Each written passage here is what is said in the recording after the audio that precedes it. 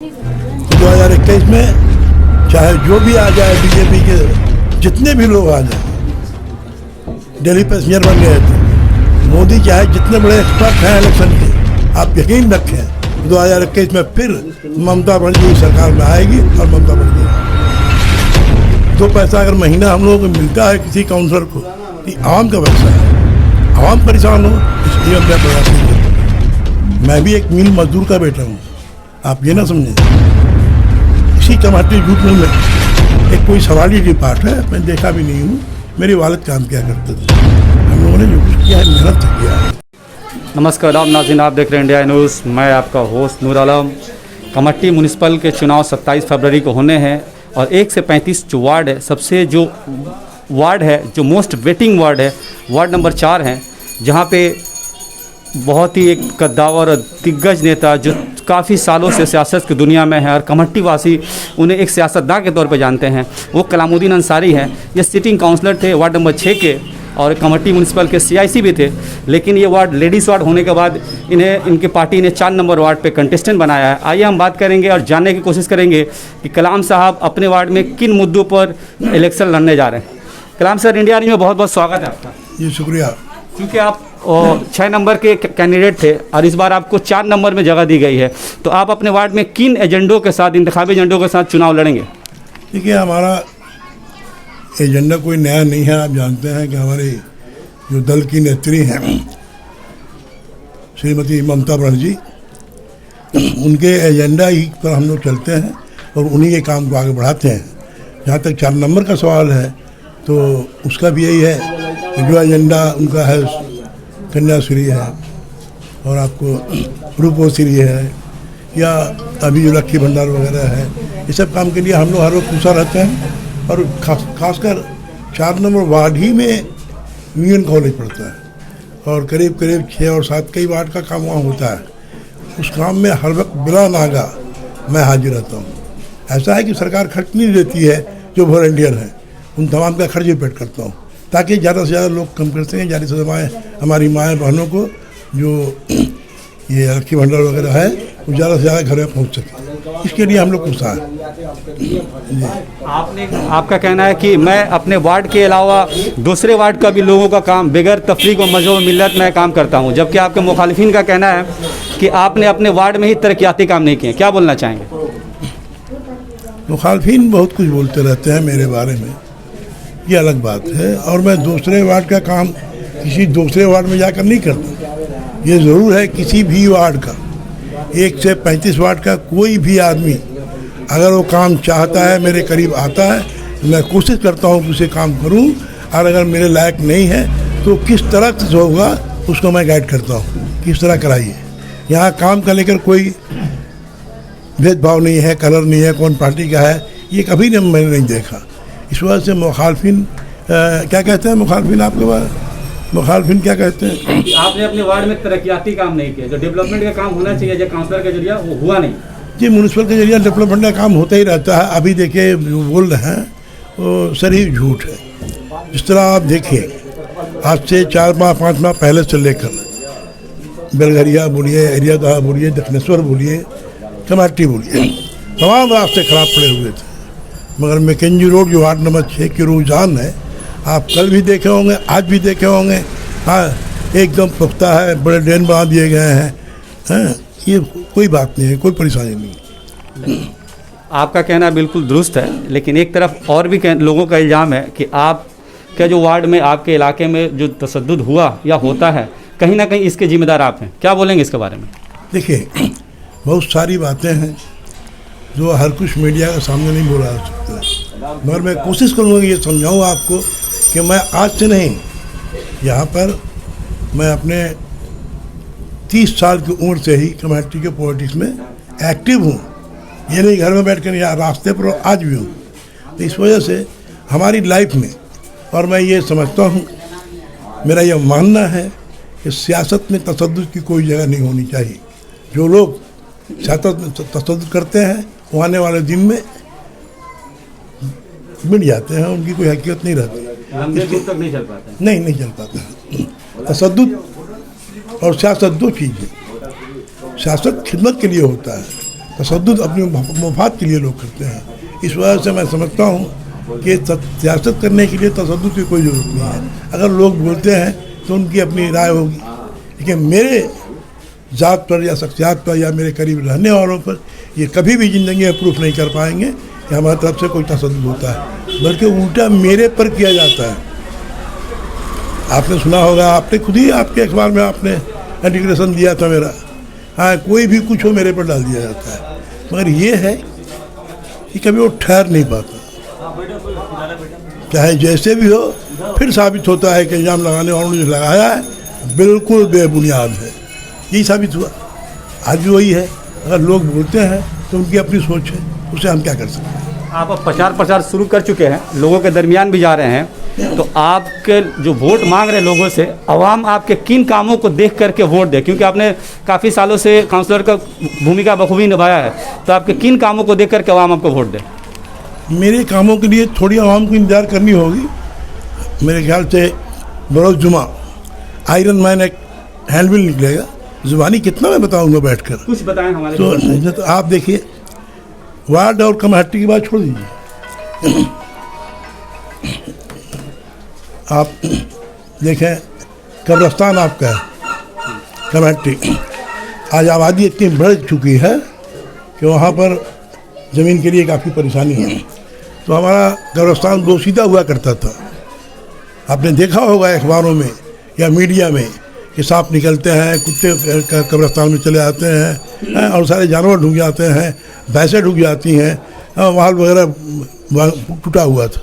तकरीबन मैंने कोशिश की कि म्यूनसिपल के चेयरमैन को और ओएस को, जो ऑफिस सेक्रेटरी होते हैं, कि डीएम फंड में कब्रिस्तान का बहुत पैसा वहाँ से लाने की कोशिश की जाए।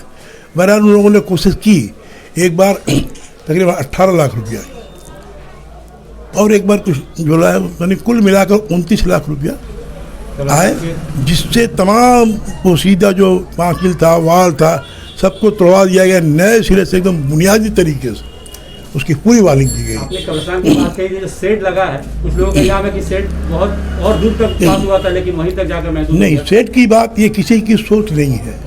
आज से 7 साल पहले मैं एक बार कब्रिस्तान गया था, फातिहा पढ़ रहा था, ये हमारे अजीज हमारे रिश्तेदार हुआ करते थे निजाम बाबू, तो करीब में था, तो वहाँ भी चले गए, फातिहा पढ़ रहे थे। इत्तेफाक से उसी वक्त बारिश होने लगी, तो हालात को देखते हुए मैं निकलना चाहा, बहुत तेज़ी से आया, करीब तक आते आते कुछ बहुत भीग गया। जहाँ वजू खाना हुआ करता था, अभी तो वजू खाना बगल में हो गया है, अब वो बैठक खाना हो गया है। वहीं बैठकर मैं ये सोचने लगा कि भाई ये लोग जनाजा लेकर आएंगे और यही कैफियत होगी तो क्या होगा। जाहिर है जनाजा लेके तो लोग दौड़ेंगे नहीं, बच जाएंगे, जनाजा को छोड़ देंगे, हैं, ऐसा पानी होगा। ये सोच थी हमारी, बहुत दिनों की सोच थी। हमें एक मौका मिला जब कब्रिस्तान की दायित्व हमारे ऊपर दिया गया, तो सबसे पहले मैंने यही काम किया कि कार उसे सनसेट लगवा दिया, ताकि किसी भी फर्द को कभी भी कोई ज़रूरत ना पड़े दौड़ कर भागने के लिए, और लोग जाए आराम से रहें, कोई चाहे गर्मी हो, ठंडक हो, बरसात हो, किसी को फिक्र नहीं होनी चाहिए। कब्रिस्तान के बात उठिए कलाम सर, तो एक बात और भी है, लोगों का इल्ज़ाम था कि जो तदफीन में जो पैसे लगते हैं वो 2100 रुपया चार्ज लिया जाता है, जबकि म्यूनसिपल का जो चार्जेज है 750 रुपया है। तो ये जो इजाफी पैसा जाता कहाँ है, इसके बारे में थोड़ा सा लोगों को बताएं। या ये सवाल आपने करके मेरे पर एहसान किया, क्योंकि हमारे मुखालफिन जो है वो बाज़ार में ये बात उठाते रहते हैं कि कब्रिस्तान का मुर्दे का पैसा लोग लेते हैं, ये करते हैं, बहुत सारे इल्ज़ाम। तो हकीकत जो ये है कि कब्रिस्तान के अंडर में, म्यूनसिपल के अंडर में कब्रिस्तान है, मगर कब्रिस्तान में जो लोग हैं वो म्यूनसिपल के अंडर में नहीं है, बल्कि कॉन्ट्रैक्ट सिस्टम है जो शुरू से ही उनके बाप दादा से होते चला आ रहा है। मैंने चाहा था, कई बार कोशिश भी की थी, मगर कुछ जो हमारे ऊपर वाले हैं, हमारे चेयरमैन वगैरह, क्योंकि पैसे की कमी होती है, इस वजह से ऐसा नहीं हो सका। कब्रिस्तान के शुरू से ही चार्ज वहाँ का जो इलियास है और जो वहाँ करने धरने वाले हैं, ये लोग, उनका अलग चार्ज है, उसे पास वगैरह वो लोग देते हैं। हमारी म्यूनसिपल कभी भी कब्रिस्तान के नाम पर 1 पैसा नहीं वसूल की है। अगर कोई बोलता है तो बेवकूफ़ों की जन्नत में रहता है। अगर साबित करें, 1 पैसा हो या 10 पैसा हो, जो भी तदफीन करने लोग जाते हैं, उसका तमाम पैसा जो देना लेना होता है, वो सब का नाम है कि आपको कबर जो गोरकुन है उसको दिया जाता है। हमारे म्यूनसिपल की तरफ से सर्टिफिकेट वगैरह का तमाम वहाँ लिख कर दे दिया जाता है। इसके लिए तो 1 रुपया भी नहीं लगता है। अगर कोई लेगा तो उसके लिए हम जिम्मेदार हैं, उसके कब्रिस्तान के दरवाजे में ढुकने नहीं देंगे। हम आवामी खिदमतगार हैं। हम जो 2 पैसा अगर महीना हम लोगों को मिलता है किसी काउंसलर को, ये आवाम का पैसा है। आवाम परेशान हो, इसलिए मैं बर्दाश्त नहीं करता हूँ। ये बात रही कब्रिस्तान से मुतल्लिक। कुछ और एक इल्ज़ाम है कलाम सर कि आप कमेटी म्यूनसिपल के सियासी रहे हैं, 1 से 6 वार्ड आपकी ज़िम्मेदारी में थी, तो कुछ लोगों का इल्ज़ाम ये भी है कि जो बाकी वार्ड में काम नहीं हुए, कहीं ना कहीं इसके भी जिम्मेदार कलाम साहब है। इसको लेकर के आप क्या बोलेंगे? कुछ लोग पढ़े लिखे नहीं होते हैं, मगर अपने को जहानत बहीन दिखाने के लिए, स्मार्ट दिखाने के लिए चाय खानों में, बाज़ारों में बोलते रहते हैं। और ऐसे जिम्मेदार लोग भी हैं जिन्हें करना कुछ नहीं आता है, वो घर में बैठ कर ही सब कुछ करते हैं। वो इल्ज़ाम करके आपके पीठ पर ठोक के चले जाएंगे। हकीकत ये है कि मैं 1 से 6 नंबर वार्ड का एडमिनिस्ट्रेटर कभी रहा ही नहीं हूँ। हमारे अंडर में 4 वार्ड हैं, ward number 6, ward number 7, ward number 8, ward number 9। इन चारों वार्डों में आप जाकर बजाते खुद गली गली इंक्वायरी करके देख लीजिए, कभी भी कोई काम रुका है। आज कमहट्टी का वाहिद मैं काउंसलर हूँ कि मेरे घर में बंगाली, हिंदू, मुसलमान माएँ बहनें आँख बंद करके चली आती हैं। क्यों? अगर मैं काम नहीं करता तो कोई आता? मेरे वार्ड में जहाँ आप बैठ कर मेरे से बात कर रहे हैं, यहाँ छोटी छोटी बच्चियाँ चली आती हैं अपने घरों से सामान लेकर, पेपर लेकर चली आते हैं, दादा चाचा लिख दीजिए, सब कुछ करती हैं। देख के अफसोस तो जरूर होता है कि इन बच्चियों को नहीं आना चाहिए। क्यों घर के लोग ऐसे भेज देते हैं? पर खुशी ये होती है कि ये मेरा कैरेक्टर है, तो लोग ये समझते हैं कि कोई भी जाए उसका हो जाएगा। बच्चियों को भेजा हम कर भी देते हैं। कलाम सर, आप काफ़ी एक सियासी तजुर्बा रखते हैं, लेकिन हालात थोड़े से कुछ अलग से हैं। आपके पार्टी के ही कुछ कर्मी आपके मुखालिफ में हैं, तो इस जमन में आप अपने जीत के लिए कितना यकीन रखते हैं? कितना यकीन रख के आप जीतेंगे? आप खुलकर पूछिए, कोई बात नहीं है। मेरे पार्टी में नहीं, दुनिया की हर पार्टी में सब मुत्तफिक नहीं होते, नजरियाती लड़ाइयाँ हुआ करती हैं, मेरे से भी है। कुछ लोग चाहते हैं कि मैं सियासत करूं तो किसी को सलाम करके, मैंने सीखा नहीं है। मैं सियासत समझता हूं, सियासत करता नहीं हूं, मगर कोई करता है तो मैं समझता खूब हूं। हमें सियासत करने के लिए किसी को सैल्यूट करना होगा, ये हमने कभी नहीं सीखा, और ना अपने करीबी लोगों को सिखाता हूँ। मेरी ये ख्वाहिश रही थी, मेरी ये ख्वाहिश बहुत पुरानी ख्वाहिश है कि पढ़े लिखे बच्चे मैदान कमेटी की सियासत में आएँ, मगर ये उनकी कमजोरी है, घर में बैठे रहते हैं, सिर्फ तनकीद करते हैं। उन्हें आना चाहिए मैदान अमल में। अगर मैदान अमल में वो आ जाएँ तो हम जैसे पढ़े लिखे लोग अपने घर बैठ के काम करेंगे। अगर पढ़े लिखे लोग, जो कम पढ़े लिखे लोग, मैं नॉन मैट्रिक हूँ, मगर काम करने के लिए कोई बात नहीं है, आराम से हर बात है मेरे पास। एक सवाल कलाम सर, पॉलिटिकल छोड़ कर के एक पर्सनल सवाल कि हम लोगों ने बचपन आप लोगों को देखा है तकरीर करते हुए जब आपके मुखालिफ आज़ाद उम्मीदवार शौकत सर से मेरी इंटरव्यू हुई थी, मैंने पूछा था कि हम लोगों ने एक वक्त में आपको और कलाम सर को करण अर्जुन की जोड़ी देखते थे। क्या ऐसा मामला हुआ कि ये करण अर्जुन की जोड़ी बिछड़ गई? इसके बारे में थोड़ा सा बताएं। देखिए, तो मेरे उनके मामू एक होते थे, उस्मान नाम था, उनसे हमारी दोस्ती थी। उस नाते वहाँ मोहल्ले में जाता था, उनसे आहिस्ते आहिस्ते लगाव हो गया। और एक हमारा साथी है खुन, ये हमारे बचपन का ही दोस्त है, ये उनके बहनोई है। शौकत साहब चूँकि पढ़े लिखे नहीं हैं, मगर एक बार कांग्रेस पार्टी की तरफ से उनके करीब मोहल्ले में रहने वाले लाल बिहारी सिंह ने उन्हें मौका दिया और जीत भी गए। जीत जाना बड़ी बात नहीं होती, काम करने होता है। शौकत साहब चूँकि पढ़े लिखे नहीं हैं, अनपढ़ हैं, इस वजह से देखिएगा बराबर उनकी जुबान जालियत की जुबान है। मैं उनको शौकत भाई कहता हूँ, जब सुबह से निकलेंगे कलमवा करते रहेंगे। क्यों? ये बदतमीजी नहीं होनी चाहिए। हम लोग एक अवामी नुमाइंदा हैं, अवामी नुमाइंदे पर इतने गंदा जुबान आप इस्तेमाल करते हैं। छोटे भाई की तरह? नहीं, कभी नहीं। मैं उससे उम्र में 2 साल बड़ा हूँ। अगर छोटा भाई है तब भी क्या उसको बदतमीजी से बदतहजीबी से आप पुकारेंगे? ये अदब है क्या? आप बोलिए। तो उन्हें एक मौका मिला था, अभी कल मैं 5वां था मुड़े मैंने ये बात कही थी कि शौकत साहब यहाँ काउंसलर रहे हैं और एक बार नहीं, हारने का हैट्रिक किए हुए हैं। कॉमरेड अकबर से वो आ रहे हैं, मुजफ्फर भाई से वो आ रहे हैं, मेरे से सिर्फ कहा है। तीन मरतबा इस बार क्या तीन टूटेगा या तीन बरकरार रहेगा? तीन मरतबा हैट्रिक करके उसके बाद भी वो खड़ा हो जाते हैं। हो जाए देखिए बंगाल जीत के के खड़ा होना तो आप सुनिए बंगाल थोड़ी सी बंगाल की बात करें। बंगाल के पॉलिटिक्स में एक बात बहुत मशहूर है, वोट पार्टी, जो खासकर यहाँ के साबिक चीफ मिनिस्टर सिद्धार्थ शंकर राय को लोग बोलते थे। वो 5 बरस गायब रहते हैं, जब इलेक्शन आता है तो वोट पार्टी उनका नाम रख दिया कि वोट के वक्त नजर आने लगते हैं। तो इसी तरह मैं समझता हूँ कि हमारा शौकत भाई वोट के कबूतर हैं, जहाँ वोट आता है उनको एलर्जी होने लगती है, फड़फड़ाने लगते हैं। मैं कहता हूँ कैसे लोग उनको वोट देंगे। मैं भी एक मिल मजदूर का बेटा हूँ, आप ये ना समझें। इसी कमाटी जूट मिल में एक कोई सवाली डिपार्ट है, मैं देखा भी नहीं हूँ, मेरे वालिद काम किया करते थे। हम लोगों ने जो कुछ किया है मेहनत से किया है, किसी का चोरी डकैती दलाली करके नहीं किया। इसी मिल के मैं एक मजदूर का बेटा हूँ और आज पूरी कमाटी के 135 वार्ड तक, बल्कि हमारी पार्टी में भी एक सीनियर लीडर और सीनियर काउंसिलर के हिसाब से मेरी इज्जत होती है। काम करने से होता है, बात करने से नहीं होता है। जिन लोगों की पहचान कमाटी जूट मिल की दलाल की रही हो, उनको कोई जिताएगा ये सोचने ही बेवकूफ़ी की बात है। वो खुद से खड़े नहीं हुए हैं, बताया उसके पीछे लोग रहते हैं, उसके पीछे लोग हैं, वो सोचते हैं कि किसी तरह किसको जिताएंगे उन्हें ये फिक्र नहीं है। कौन आवाम का काम करेगा जो नहीं, उनके म्यार ये नहीं है। उनका म्यार है कलाम को हराओ। क्यों? वो खलिस बोलता है। आवाम की तरफ आप निगाह रखिए। उन्होंने कहा भी है कि मुझे हराइए तो आप ये बताइए आप जिताइए है किसको।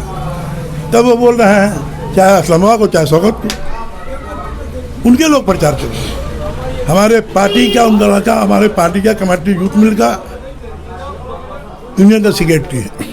अब बताइए पार्टी का सेक्रेटरी है, उसका बाप जो है वालिद जो है, उनके अब्बा जो है, ये लड़ रहे हैं इलेक्शन किससे? तृणमूल पार्टी से। उन्होंने कहा कि एक मिनट मैं बोल लूँ सही बात है। लड़ तो रहे हैं पार्टी से ही। मैं जब ममता बनर्जी का सिंबल लेकर उतरा हूँ तो मेरे मुकाबिल जो लोग हैं हमारी पार्टी से ही लड़ रहे हैं, मुंह से जो भी बोले। तो टीएमसी का सेक्रेटरी है और उनका मिছিল वगैरह निकल रहा है तो टीएमसी में कंट्रैक्ट चलाता है। सेक्रेटरी का ये काम नहीं है कंट्रैक्ट चलाए, मगर क्या है सैया भयो कोतवाल अब डर का है क्या।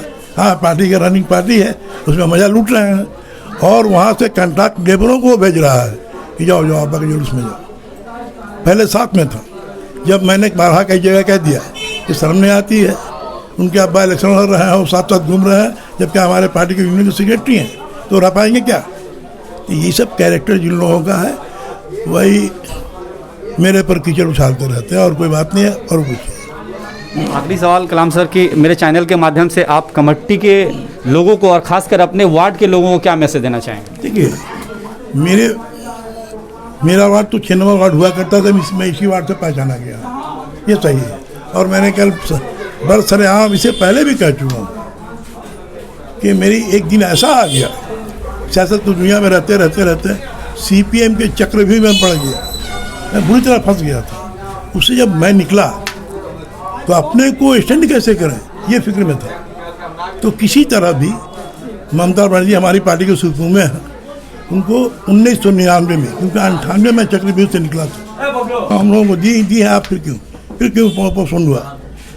तब वो एग्री हुई और कमाटी की सरजमीन पर ममता बनर्जी को लाने वाला मैं पहला शख्स और यहाँ कामयाब मीटिंग हुई, क्योंकि अपने को स्टैंड भी होना था।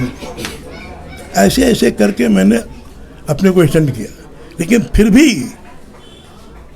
मेरी सियासी ज़िंदगी की रोशनी बहुत कम हो चुकी थी। ऐसे में 4 नंबर वार्ड जो है मेरे लिए सुकून का जरिया बना। फिर से 4 नंबर हाँ जी, उन्होंने मुझे उस वक्त में जो हमारी मदद की, मैं आम तरीके से बोलता हूँ कि मैं अपने वार्ड के 4 नंबर वार्ड के लोगों का एहसान मानता हूँ कि मेरी ज़िंदगी पर उन्होंने एहसान कर दिया कि आज तक मैं कमेटी में हूँ, कमेटी की सियासत में आज मैं चमक रहा हूँ। तो ये उनकी मौका मिलेगा, लोग समाप्त करेंगे। तो ये उनकी देन है। और आज भी मैं 6 नंबर वार्ड में बैठकर 4 नंबर वार्ड के तमाम जो भी लोग आते हैं उनका काम क्या करता हूँ, क्योंकि हमारे जो वहाँ की काउंसलर हैं रमा परवीन, चूँकि वो टीचर भी हैं और भी काम है, वो नहीं रहती हैं कभी कभी, तो लोग चले आते हैं या वो खुद भी भेज देते हैं। बहुत ऐसे काम इस तरह अंसारी सर्टिफिकेट वगैरह है, या और भी ये है जो मेरे लायक होता है मैं बढ़ चढ़ कर करता हूँ। 200 लोग को बैठाता हूँ, मगर 4 नंबर वार्ड के लोगों को मैंने कभी नहीं बैठाया। अब इतना करने के बावजूद कोई हमको वोट नहीं देगा, ये मैं नहीं मानता। क्यों नहीं मानता? क्योंकि मिट्टी में बेईमानी नहीं होती। मिट्टी की सिफत होती है कि अगर मिट्टी में आप बीज डालेंगे, एक बीज डालें 70 दाना देता है। तो इसी मिट्टी का बना हुआ इंसान है, उसके लिए आप भलाई करेंगे तो कभी इंसान दगा नहीं देता है। इसलिए न मैं बेईमान हूँ, न नशाखोर हूँ, न शराबी, न जुआड़ी। मैं एक कमेटी में खुली किताब की तरह हूँ। बहुत ऐसी बातें हैं जो मैं किसी को नहीं बताता हूँ, लेकिन अब सवाल पैदा हो गए हैं। इस वजह से मैं 23 तारीख रोजन महाल मोड़ पर तमाम बात खुलकर बताऊँगा, अगर मौका मिला तो। उसके बाद और भी मीटिंग हैं जिन बातों को मैंने कभी किसी से शेयर नहीं किया। 23 तारीख को बताएंगे। 23 तारीख को मैं बताऊंगा इंशाल्लाह। ऐसे आखिरी जो सवाल था वो बोले नहीं, कुछ मैसेज देना चाहेंगे वार्ड के लोगों को? वार्ड के लोगों को मैसेज ये है कि वार्ड के लोग पुरसकून रहें, क्योंकि जैसे ही मैं 4 नंबर में हमारा नाम आया, लोगों में जैसा कि सुनने को मिला, खाओ दानिश्वर तबका हो, तलबा तालबात हों, दूरअंदेश लोग हों या मजदूर हों, ये मेरे को सुनने को मिला कि लोग बड़े खुश हैं कि फिर हमारे कलाम भाई यहाँ आ रहे हैं। ऐसी बात है। मगर एक माइनस पॉइंट ये था कि जो यहाँ के गुंडे बदमाश हैं, वहाँ को लोगों को डराने धमकाने लगे। तो पहले मैं आज तक उसके फिक्र में था, अब मैं नहीं हूँ। और मैंने कल कहा है कि 4 नंबर वार्ड में कोई भी गुंडा पाँव नहीं रखेगा। अगर पाँव रख दिया, उस जेल के सलाख के पीछे होगा। क्या ख्याल रखिए। तो मैं ये चाहता था कि 4 नंबर वार्ड के वोटर्स अपने जहन में कोई खौफ न रखें। क्यों? आपके वार्ड में कोई कमज़ोर आदमी नहीं आया है। बड़े बड़े काम मैं अपनी सलाहियत की बुनियाद पर कर लेता हूँ। जिस तरह देखिए जौहर अली शाह का मज़ार शरीफ है, इस पर मानस मुखर्जी भी एक मरतबा बुरी नीयत किए थे, दूसरी बार और लोगों ने भी की। लेकिन उसको चाहे जैसे भी करके मैंने उसका मुकाबला किया और सलीके से उस बात को ख़त्म कर दिया जिसको वो लोग सोच नहीं सकते थे। इस वजह से जी नहीं, काम करने की वजह से देखिए, वही आदमी माँ के पेट से पैदा होकर सीख के नहीं आता है। आप करते करते तजर्बा होता है, आप करेंगे तब। मेरे शौकत भाई के बारे में मैंने कहा, ज़िंदगी में 4 नंबर वार्ड में एक काम बतला दें जिसे वो पब्लिक जानती है कि हाँ ये काम शौकत किया है, मुझे इलेक्शन लड़ने की जरूरत नहीं, मैं हट जाऊँगा। शौकत भाई रहे क्या है, हमारे पुराने साथियों में से हैं और हमारे सियासी लड़ाई में बराबर मेरे साथ रहे हैं। मैं समझता हूँ खड़ा होकर मेरी मदद की है। जो लोग ला के बुलाए हैं वो मेरी मदद की है। कलाम सर, एक और बात है जो आपके मुखालिफ CPIM के कैंडिडेट मोहम्मद असलम अली है, उन्होंने कहा था कि तृणमूल ताकतवर नहीं बल्कि तृणमूल के गुंडे ताकतवर है, तृणमूल की पुलिस ताकतवर है। इस बारे में आप क्या बोलेंगे? देखिए, जिस पार्टी को नुमाइंदे हैं वामफ्रंट के, वो लोग यही जानते थे जो बोले।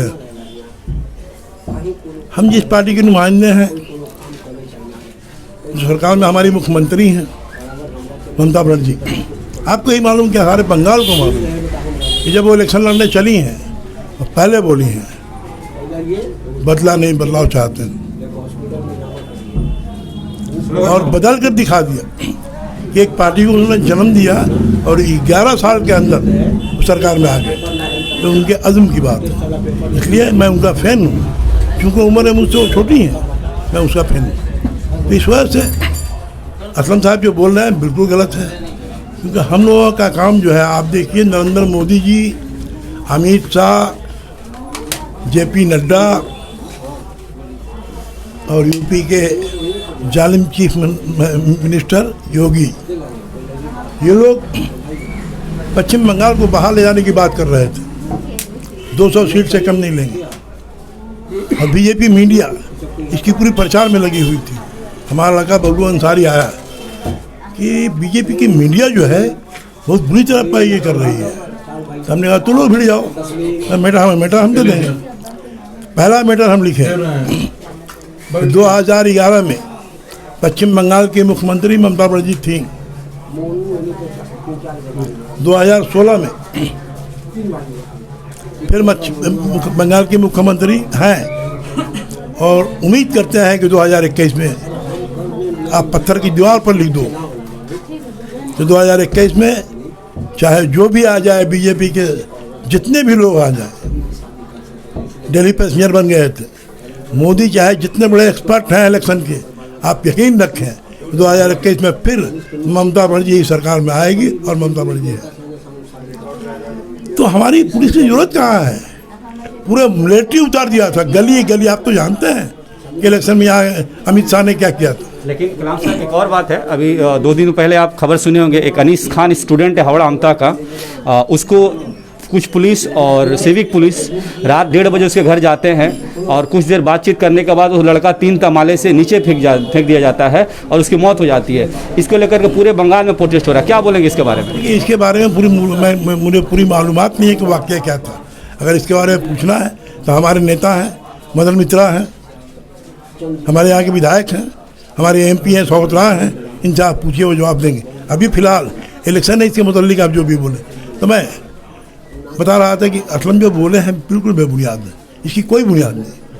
अब उसके साथी वगैरह जो थे उन लोगों का गला गुजरा जब सुना कि रिजाइन कर दिया तो उन लोगों को दुख हुआ कि मास्टर होकर रिजाइन कर दिया। तो उसको वो लोग पकड़े, क्यों रिजाइन किए, किसके देहात में दिया बोला इस मास्टर को। चलो अभी यहाँ पर मैकेंजी रोड कोहिनूर क्लब के पास मास्टर असलम को पकड़ कर लेकर आया और मन्नान को भी, और उसको रजिस्ट्रेशन को वापस लिया गया और करीब वहाँ के जो लड़के हैं 2-4 तमाचा उनको मारे भी।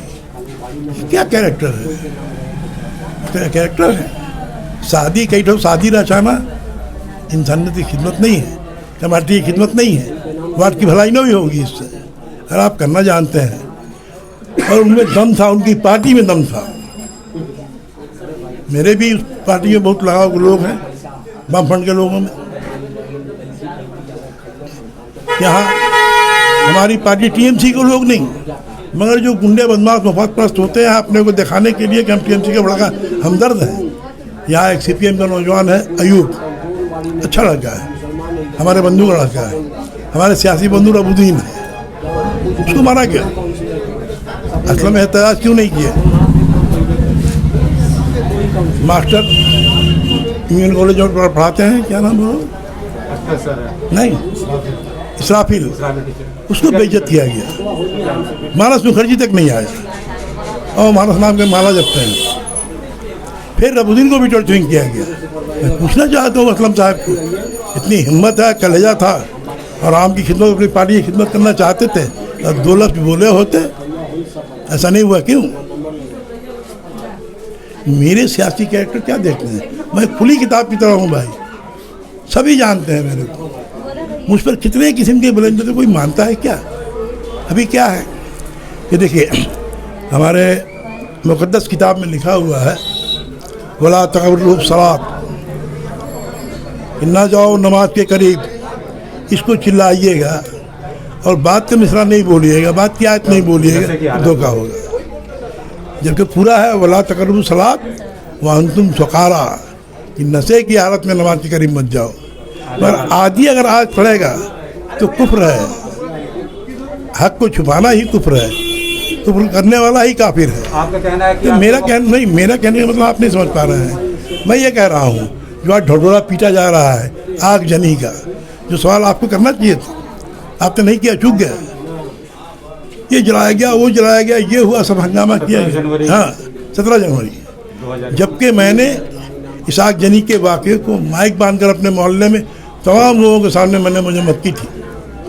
जिसका सवाल आज किया जा रहा है उनसे सिर्फ एक बात पूछिए ना, चाहे शौकत भाई हो, चाहे कॉमरेड असलम हो या कमाटिया, कोई भी नेता हो, क्या आप ये बताइए हुआ क्यों? आगजनी तो कोई जरिया होगा होने का, ऐसे तो लोग पागल नहीं हैं, कुछ हो जाए, कुछ तो हुआ होगा। तो इसको नहीं बोलते हैं, इसको छुपाते हैं। हमारा बड़ा लड़का राजू अंसारी अपनी बच्ची को ट्यूशन चला रहा था